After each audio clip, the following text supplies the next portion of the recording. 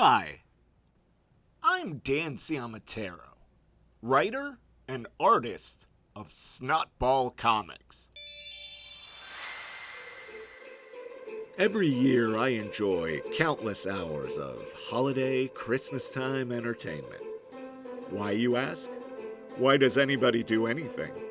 Why do you ask so many questions? This year, as my special gift to the interwebs, I'm counting down my top 10 faves in 4 distinct categories. So, dust off those cookies and milk, fire up that Yule log, and remember, these here are my picks. So if you don't like them, you could go suck an egg. And now, Snot-Ball Comix presents a Snot-Ball Christmas Countdown.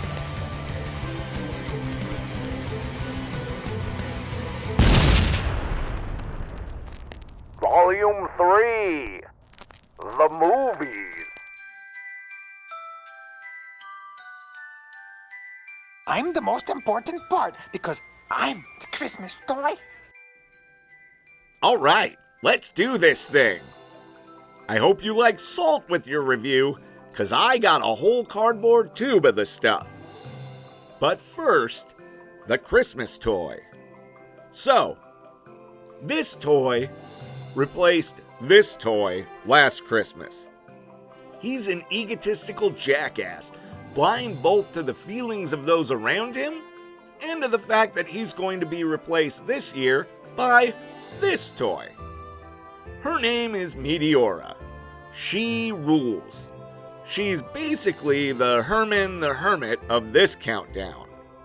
Also, she's Buzz Lightyear, because this is just Toy Story. Reveal the secret of the Cosmotron, Tolkien, or your man here will meet the same fate as his comrade. Toy Story, made a decade earlier by the most prolific, high-profile creator in the exact same field.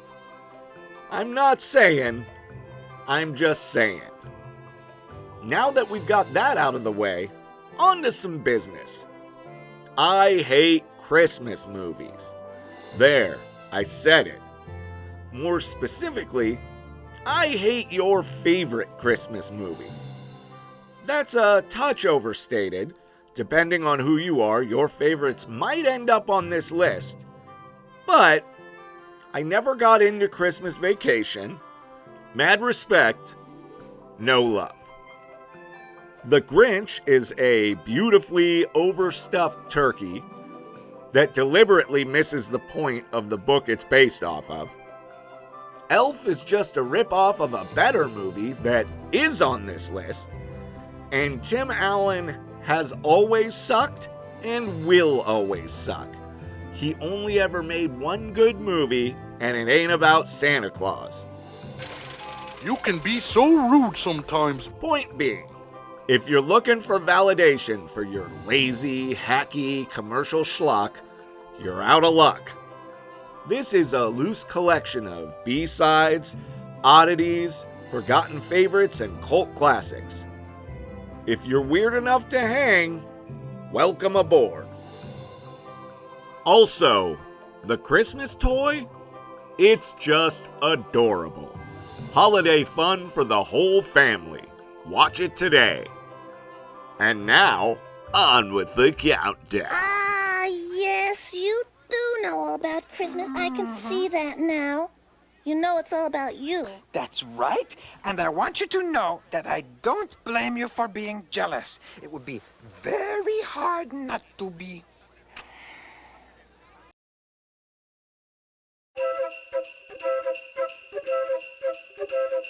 No more Santa, and definitely no more of you, Christmas witch. Far from the weirdest selection of the bunch, this one is still a bit peculiar, if for no other reason than how weird it isn't, which is itself a little weird due to the fact of it being a foreign film from some Nordic country that looks to have been shot around Colorado in the early 2000s. Starring not Zooey Deschanel, not Jack Black, and not The Goonies, this movie feels like it was made in an alternate reality that's virtually indistinguishable from our own. Of course, I am being deliberately a bit dismissive, but I feel I can be forgiven a playful touch of cultural insensitivity, provided my target remains some first world country that's chock full of white people. Especially considering the degree to which I feel this film benefits from its foreign origins. Which are rooted, by the way, in Italy, and not the previously reported some Nordic country. In fact, I could say with a good deal of confidence that had this been produced domestically around the same time, it wouldn't have even cracked my top 100, as a good deal of its appeal comes from how much it feels like an actual movie, as opposed to a self-righteous tightrope act. This is evidenced most notably in the treatment of its young cast, who are here presented as human beings, and not the avatars of social engineering they would be in one of our movies. Where did she go? There's a reason that I invoked The Goonies a while back, as this squad of bullies and young lovers exhibit many of the same playful imperfections and adolescent hijinks that catapulted that iconic crew to superstardom all those years ago. And then there's the Christmas witch herself, who, despite being a sweet and charming protagonist, would still prove to be a PR nightmare stateside, with her haggard appearance and propensity for politically incorrect insults. This old woman with her worn-out shoes and shawl will undo 30 years of progress for the women's rights movement. If I had one axe to grind with this movie, it would be that it was the first of way too many of late to explore the story of a forgotten or obscure Christmas icon. A sandbox that I might have liked to have played in had Hollywood not made it their own seasonal litter box over the last handful of years. But even that critique rings hollow, with the recognition that this one came first. A fact for which I can only congratulate and offer the win for the telling of a charming tale before we could get our dick prints all over it.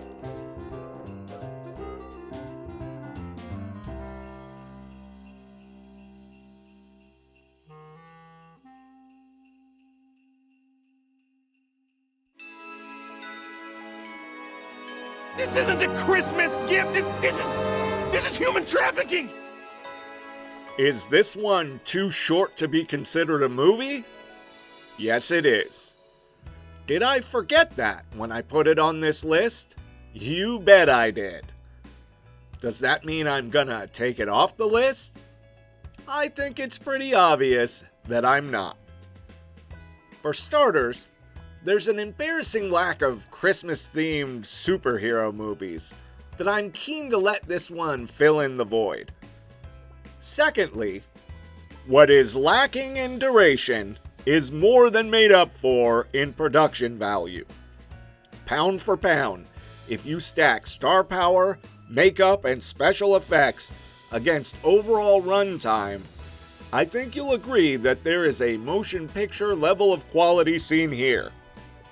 Besides, I refuse to let Disney Plus bully me into redefining what I consider to be a special. And so this one gets an upgrade to movie here. I like the part where Yondu kicked over the tree. The ragtag group of lovable misfits transfer their blockbuster epicness effortlessly to the small screen in a characteristically heartwarming action comedy helmed by the now legendary James Gunn, whose dedication to this world and its lore is on full display on every frame of this obviously less lucrative franchise side hustle. And the same can be said about every member of the cast as well, who bring the same level of wit, charm, and charisma to these characters as they would for any of the bigger budgeted installments. But the true star of the show And winner of the Good Sport of the Year award is the ever-accommodating Kevin Bacon, who gamely plays himself in a screwball human trafficking misadventure. He's an actor! He's never actually saved anyone. But actors are repugnant! I know. Sticking around long enough to enthusiastically front a festive jam sesh with one of Gunn's trademark pop-punk combos. This mini-movie is a must-watch for any comic fan at Christmas. And short as it is, isn't anywhere near as short as it would have been had Quill's favorite movie star been Patrick Swayze. What? Too soon? I can't believe you guys did all of that for me. I mean, why? Why what? I mean, why would you go to the trouble of going all the way to Earth to abduct Kevin Bacon?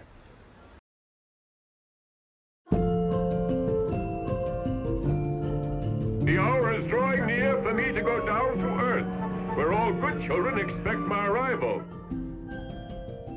If this here were the weird-ass Christmas countdown, this mystery flick would likely blow past even the stiffest competition. So what's it doing on this ranking, you ask? Well, I'll tell you, dear viewer.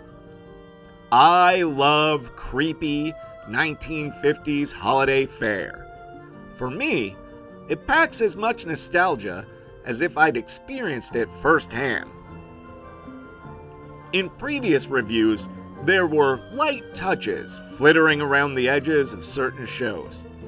First in Pee-wee's Playhouse, and later in the Max Headroom show. But owing to the fact that there are precious few actual movies in my holiday viewing rotation, this category afforded me the perfect opportunity to let my 50s freak flag fly and include this unsettling offer amongst my faves. And here, the creep factor is cranked up to 11, stemming primarily from its being a heavily dubbed Mexican B-movie, and from its practical sets and, we'll call them, effects, that would challenge the resolve of even the most ardent supporter of such things. That's not to suggest that this movie's eerie nature is merely the result of its artifice alone. Far from it. From a narrative standpoint, let's just say some decisions were made. From the small world opening that goes on just fucking forever, to the inclusion of Merlin and his body horror contraptions, to an inexplicable series of living doll dream sequences. Every story component and visual element is deliciously unnerving. But far and away, the most endearing aspect of this waking nightmare is the central rivalry between the jolly old elf and his main antagonist, Pitch, who is a mincing, pajama-wearing, red-faced devil man sent by Lucifer himself to corrupt the youth. Time and again, he entices the hapless tykes to lie, cheat, and steal their way through the holiday, befuddling the flustered St. Nicholas, who is powerless to stop him, leaving the children's salvation to their own steely resolve. Darn that devil! Oh, I'm sorry, but that old devil is always annoying me with his mischief. Whether you are watching this one straight or with an MST3K mixer, if you're looking for a drug-soaked Christmas time freakout, this is the one for you. Let's write him a letter and tell him we've been good as angels. You think he's gonna fall for that? Sure he will. I'll bet he can't even see well anymore. He's too old to know what goes on. What?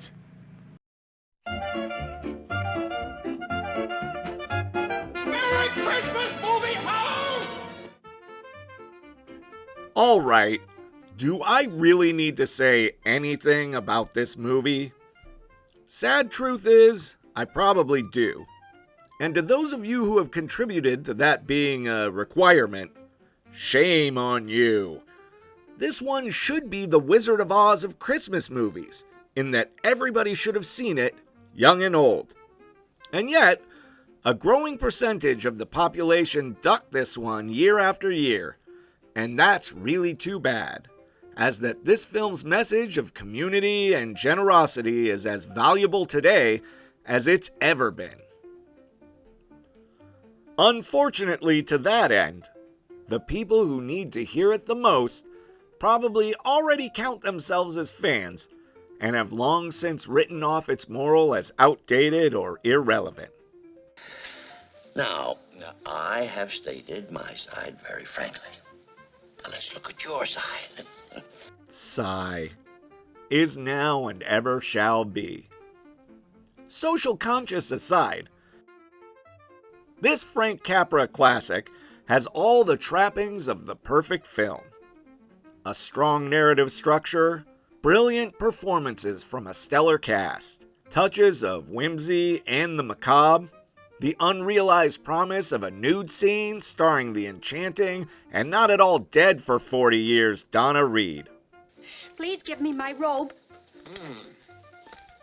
Man doesn't get in a situation like this every day. This modest masterpiece has provided decades of holiday enjoyment and inspired countless reimaginings, homages, and parodies. And to think, all this magic would certainly have been lost to time if it hadn't have been free to broadcast in the 1970s. Socialist bastards. What's that? That's a Christmas present from a very dear friend of mine. Look, Daddy, teacher says every time a bell rings, an angel gets his wings. That's right. That's right. Attaboy, Clarence.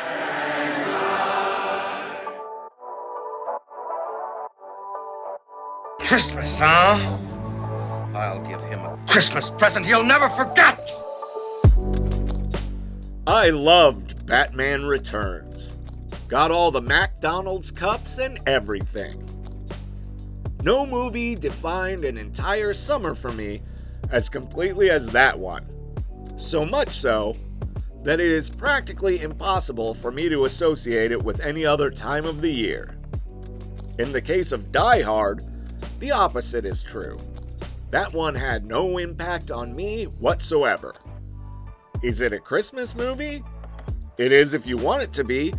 I got no dog in that race. When it comes to Christmas movies that may or may not be Christmas movies, $5. Maybe I'll go to the movies by myself.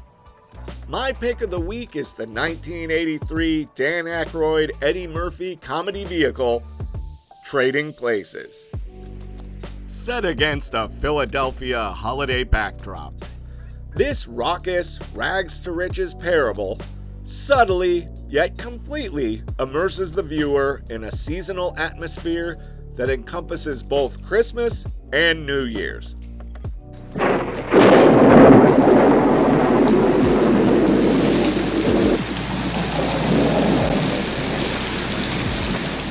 Filmed at a curious point in recent history, when a movie that serves as a thoughtful rebuke on both wealth disparity and institutional racism can end with a kooky third-act blackface minstrel show, which, despite being pointless and regrettable, is far from a deal-breaker.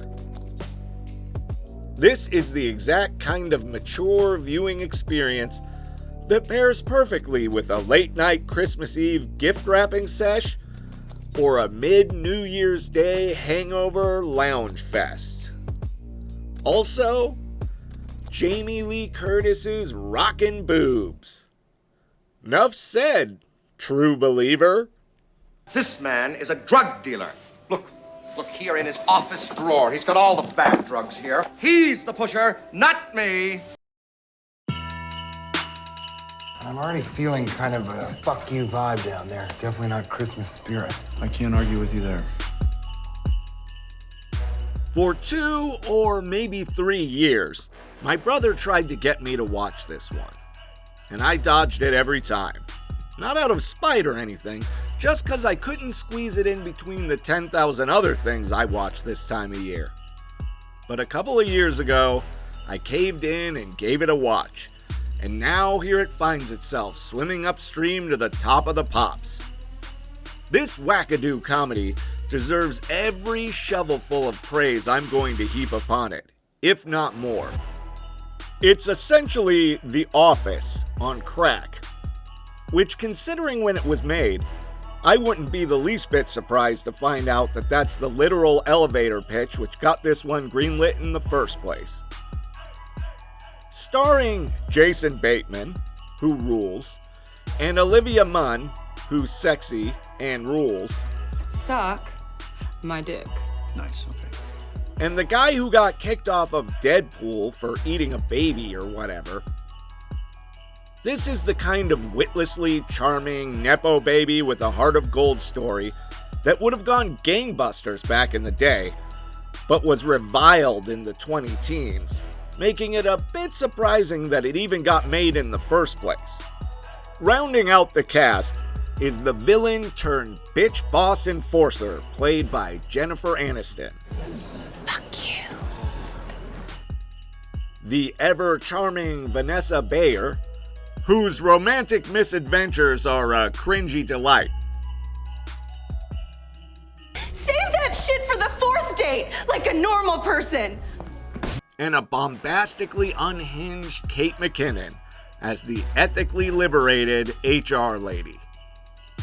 All in all, this is not only one of the last examples of the irresponsible goof fails up and saves the day boner comedies, but one of the best, being smarter than the ones made half a generation earlier, and more chaotic than the batch half a generation before that. Do yourself a favor, don't skip this one like I did, and gift yourself a laugh this holiday season. Is this for me? Yes, ma'am. Oh my gosh, look at him. Prepared. I love that. I'm not even gonna count it. You know why? Because we're friends, right? Yeah.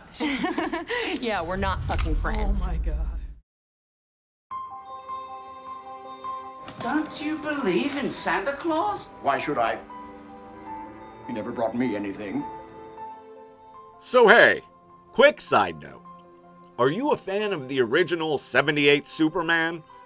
Then you should love this 1985 Santa Claus classic, cause it's the exact same movie.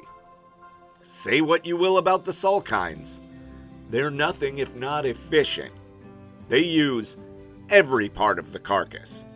This was a beloved rewatch of mine for decades before I realized it shared a papa with my favorite superhero epic.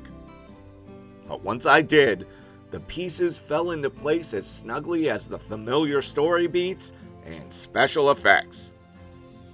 A timeless cultural icon who flies through the night doing good deeds for all, whose story is faithfully told in 3 distinct acts.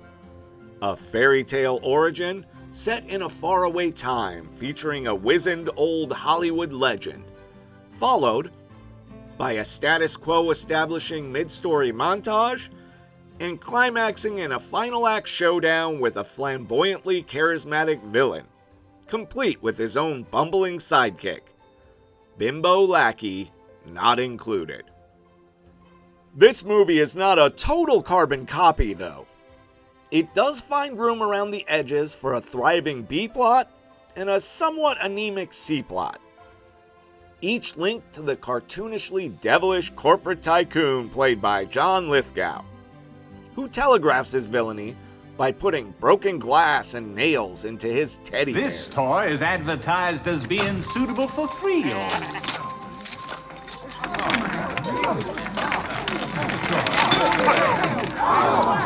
An oversight which, corporate greed notwithstanding, I've never imagined to be either particularly convenient or cost-effective.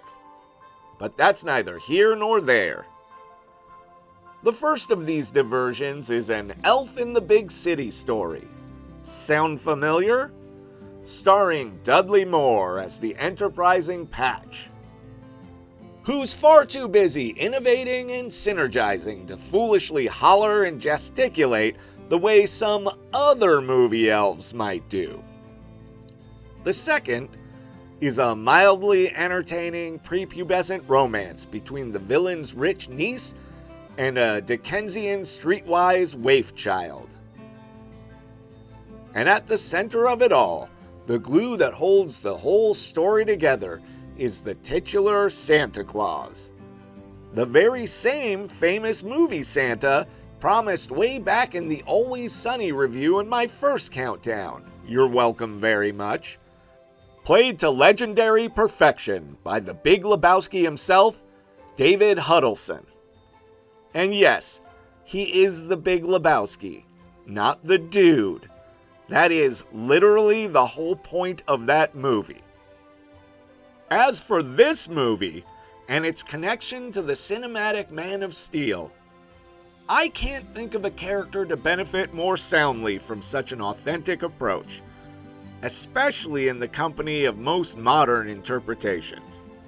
This is a retelling that's not ashamed of its source material and treats the story and its traditions with the proper respect. As such, it is the single greatest Santa Claus story ever put to film, with just a few too many flying effects and elf puns. Come on, I told you, man, you can't get past me. Hey, kid, come on, give me that ball. Hey, what you doing, boy? Hey. Wow. Oh, I don't believe it. We don't want to scare the dickens out of people. As I'm sure you no doubt recall, I scrapped an entire review at the top of this countdown railing against a series of beloved Christmas movies. The more astute among you may have noticed that many of those movies are relatively newer, to which you might be thinking, pfft, he's just a hater. But no, I am not just a hater. I have a reason for disliking a lot of modern Christmas movies, and it's mainly because most of them are a hip new take on an old thing. An approach I find tacky at best. After reading the title of this next ranking, the more astute among you may point out that this very much is that kind of movie. So what gives? To that, I have a couple of rebuttals. For starters, some mileage may vary. I'm not saying this tactic is a death knell for all projects, just that it's a red flag and needs to be handled with care. Something I don't have a lot of faith in for movies made after the mid-90s. In the case of Scrooged, I consider this less modern and more updated. Its contemporary setting lends itself to a comedic take, but its comedy mined from relatability rather than wacky cultural juxtaposition. Which brings me to point number 2. This movie is not hip with a capital H. If anything, it's a little bougie, and I have absolutely no problem with that whatsoever. Everything here is funny because it's meant to be funny. Almost nothing is fucking ridiculous. And even when it does veer into that territory, it does so by design. At no point does this feel like they turned on the camera and said, "Do something silly." In addition, the filmmakers have exactly zero contempt for the hundreds of years of tradition they're lampooning. Quite the contrary. At least 30% of this film's visual and narrative storytelling is dedicated to lovingly recreating the look and feel of the Charles Dickens novel upon which it's based. Which brings me around to the real reason that I love this comedy classic so very much. The truth of the matter is that I'm cold to most Christmas movies because I have no room in my heart for them in the shadow of my first holiday passion, the televised Christmas special. And this Christmas movie is a love letter to the televised Christmas special. Well, I am happy with the path that I've chosen, you little bitch. In fact, I couldn't be happier. The entire plot revolves around a man who sacrificed his life in the service of network television, leading up to a huge holiday spectacular. The first 15 minutes alone spoofed the format so beautifully, I want to wrap it up in a big hug and give it a cup of cocoa. From the opening action epic starring Lee Majors, itself the kind of schlock I've condemned, to the horrifically nightmarish Scrooge promo, it's all so hilariously on the nose, it brings a tear to my little eyes. If you're a movie guy this time of year, I get it. You probably love them all. We can still be friends. No judgment here. But for a TV guy like me, it don't get any better than this. Well, not much better anyway. Oh, Frank, we're fighting again. Let's not fight anymore. Oh, look, Frank. What is it? I can't find the card. It's a...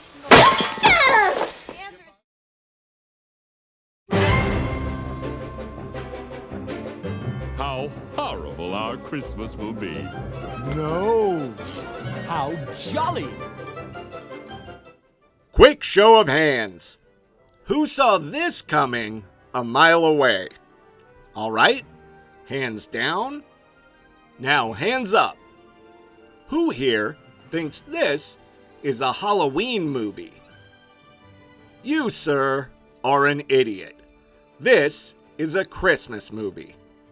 At least in regards to genre. Allow me to elucidate using our number 8 pick as an example. Nightmare Before Christmas is a Christmas movie in the way that the Guardians of the Galaxy Christmas movie is a Christmas movie.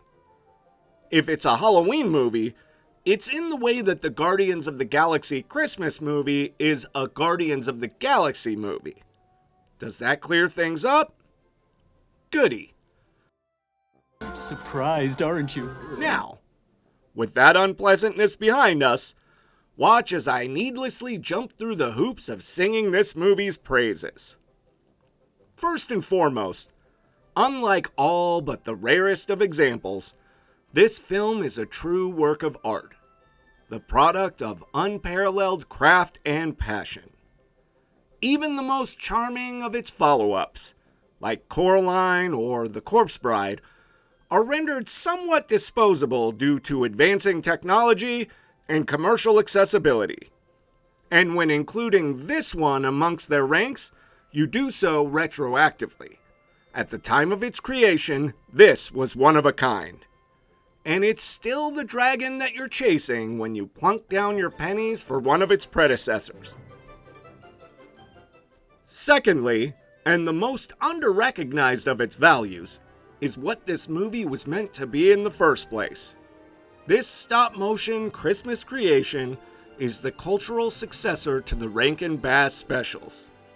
It's a broken mirror addition to the Rudolph and Frosty collection, which is why it works so well as a seasonal mainstay. Nowadays, mainly to Nightmare's credit, the autumn months seem like the natural showcase for the exhibition of creepy living puppet productions.